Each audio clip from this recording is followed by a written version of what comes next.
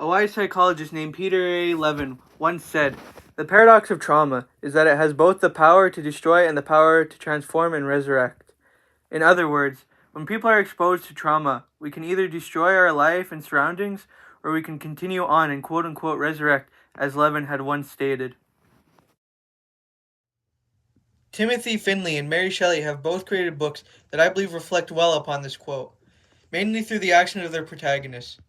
Besides the quote's meaning and resonating on within the protagonists of the respective books, I believe that the two share similar deeper meanings, such as their theme of the loss of innocence and the theme of trauma. In this video, I will explain the similarities and differences between Frankenstein and the Wars through their use of the literary devices of themes and situational irony. In addition to this, I will explain how, looking at both respective books through the psychoanalytic theory, the characters are very similar in nature. To first understand the similarities between the two, we must first give a brief summary of Frankenstein and the Wars.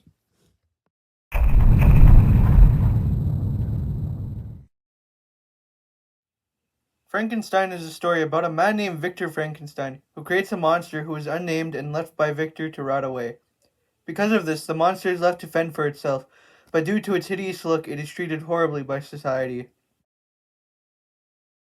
As a result of this trauma, the monster vows to hunt down his creator, Victor Frankenstein, and his family. This story focuses on themes of loss of innocence and apathy and its repercussions on those around you. The Wars is a book that focuses on a young adolescent called Robert Ross, who enlists into World War II after the loss of his sister, which he blames himself for.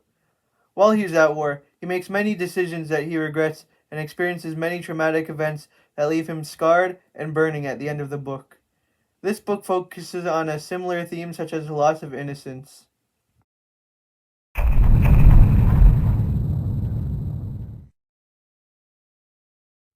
Within Frankenstein, when Victor created his son after countless months of work, he was ashamed and got mad at what he created, so he abandoned the lab and left the monster inside the building for months without ever coming back.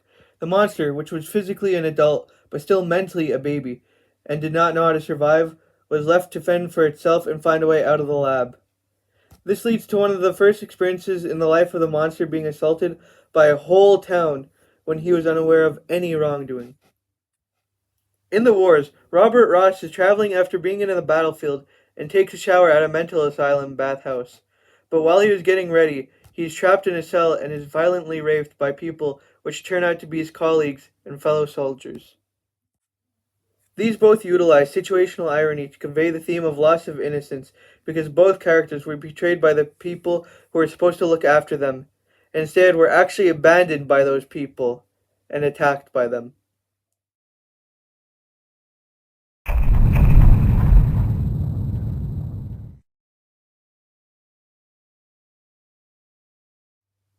Using the psychoanalytic theory, many similarities can be drawn between the two books.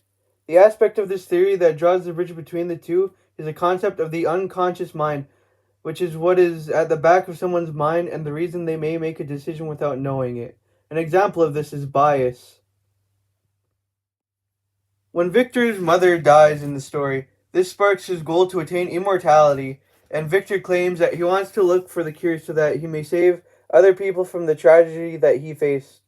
But within his unconscious mind, he's doing it out of hubris and to oppose God and be the man who pushed the boundaries of society. Similarly, after the death of Robert Ross's sister, he decides to enlist in the war in order to get away from his family life as he was left very disturbed. While this is partly true, he enlists because he felt that when his sister died, he had lost his purpose, which is the true reason he joined.